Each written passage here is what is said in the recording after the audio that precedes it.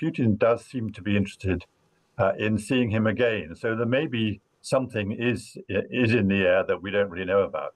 But I think now that Trump has said, he's beginning to think that it is possible that he may have to impose more sanctions against Putin, particularly their oil exports.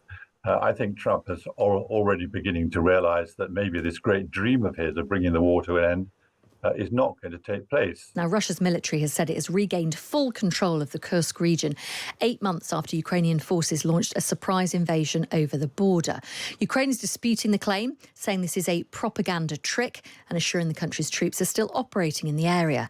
Well, will this cloud Trump's optimism that Russia and Ukraine are very close to a deal after those talks in the nave of St. Peter's Basilica between Trump and Zelensky yesterday? Let's speak to Michael Evans, who is the Times' former defence editor. Good morning to you. Good morning. Thank you for being with us. First of all, what's your assessment of the pictures we've seen of that meeting, that intense conversation between Trump and Zelensky, and the comments that have come out afterwards? I think, first of all, obviously, it's a wonderfully symbolic occasion for the two to be together in the Basilica just before the funeral. We're talking here about a 15-minute conversation. I know they say that it was very productive and frank and all that, but you do begin to wonder whether they're discussing a ceasefire that would lead to possible end to the war, or they're talking about full details of ending the war itself. I think there's so much that's still uncertain and unknown about the discussions that have been taking place. The one positive, I think, that comes out of it, possibly, is that Putin seems to be very keen to speak to Trump's special envoy, Steve Witkoff. They've met several times now, and Putin does seem to be interested in seeing him again. So there may be something is in the air that we don't really know about. But I think now that Trump has said, he's beginning to think that it is possible that he may have to impose more sanctions against Putin, particularly their oil exports. I think Trump is already beginning to realize that maybe this great dream of his of bringing the war to an end is not going to take place. You mentioned the claim by Russia that they've retaken Kursk region, where Ukrainian troops have been operating since August last year. Well, that's in doubt as well. But the whole point of Ukraine's intervention in Kursk was to try and provide some sort of leverage in the war. So in other words, Zelensky would be able to say to Moscow, well, we'll give you back Kursk as long as you give us back some of the land in Ukraine. I think that's now very unlikely going to happen. Do you think, in light of Donald Trump's post on Truth Social last night after the conversation with Zelensky, that it's evidence that Trump is, seeing Putin for what he is? Or is this just evidence of Trump repeating what the last person he spoke to said? Because he does seem to have done that in the past. I think there's an element of that. And he has before, you remember, he has criticized Putin for launching attacks against Ukraine when attempts were being made to have a ceasefire. I think Putin is playing the game very carefully. He's has more cards to play than Zelensky has, and I think Trump is aware of this. In fact, Trump has said to Zelensky, you don't have any cards to play. So I think there is still a huge element of doubt about whether there's going to be a ceasefire, let alone a deal. There is too much at stake. Zelensky has not got into a position yet where he wants to give up all the land that Russia has taken. I don't think he's prepared to do that. Certainly, he doesn't want to give up Crimea. So I think there's still too much. There's too much in question at the moment for anyone to be positive or optimistic that a deal is going to take place.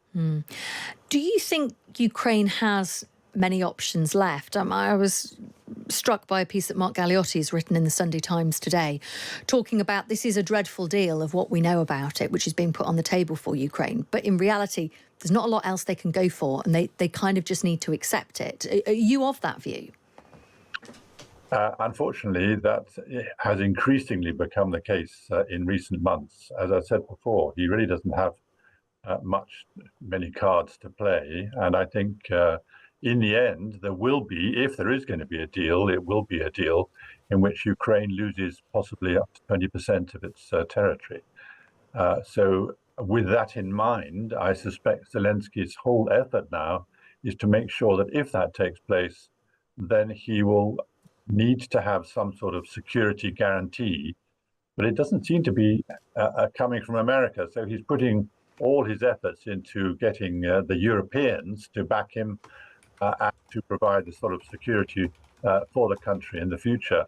I'm not sure that Europe actually is going to be in a position to do that. And without American backup, I think that will be very difficult. Yeah, it's interesting. The New York Times was reporting, wasn't it, that Ukraine's counter proposals in a deal stipulating no restrictions placed on the size of its military and a European security contingent backed by the United States be deployed on Ukrainian territory to guarantee security. So while the US wouldn't actually do it, they would essentially give backing to a European force to be there. As you rightly point out, I mean, there's just so many nuances here and so much that needs to be sorted out. And clearly, we don't know what is being said behind the scenes. Do you get a sense that there are different messages behind the scenes compared to what we're hearing in public? Or do you think that Trump just kind of thinks it says it? I think he does say what he's thinking at the time. I think that the problem for Zelensky is that while he's getting mixed messages from Trump, he's still getting very, very firm assurances of support from the Europeans. While this obviously is helpful for him, the reality is that unless America is involved in both ending the war and providing some sort of security guarantees in the future, he doesn't really have much hope for the future. He can't rely totally on the Europeans. But he's getting these messages from, the British Prime Minister and from the French President. Don't worry, we're going to back you all the way, which has been the message really ever since the invasion took place. We will back you for as long as it takes. So he's getting that message, and yet he's getting not getting the same message from America. And I think that's where Zelensky really doesn't know where he stands, because he's got support from the Europeans and increasingly less support now from the Americans. So I think he's almost in an impossible position to make it. And of course, all of this with the backdrop of it is 100 days this week that Trump has been in office. He's going to want to get something wrapped up. He's going to want to have something to announce to look good. I mean, he famously said, of course, he'd bring the war to an end in 24 hours. I don't think anyone realistically thought that was ever going to happen. But Trump will be wanting to put the screws on this week, won't he? So he can announce something, or at least look like there is something to announce by Wednesday. Absolutely. I think he is hoping. I think he said when originally he did say 24 hours, but I think then fairly soon after he took office, it became clear that 100 days was going to be the new timeline. And as you say, that is coming up. And I think all the effort now is to try and get at least something, even if it's just a temporary ceasefire. Another temporary ceasefire. The first one didn't really happen at all. So I think May the 8th is a day when they're looking to get some sort of ceasefire, temporary ceasefire. But anything that Trump can claim has been as a result of all the efforts that he and his envoys have put into it, anything that can be seen as positive he will hopefully announce in the next week or so. Michael, thank you for joining us this morning.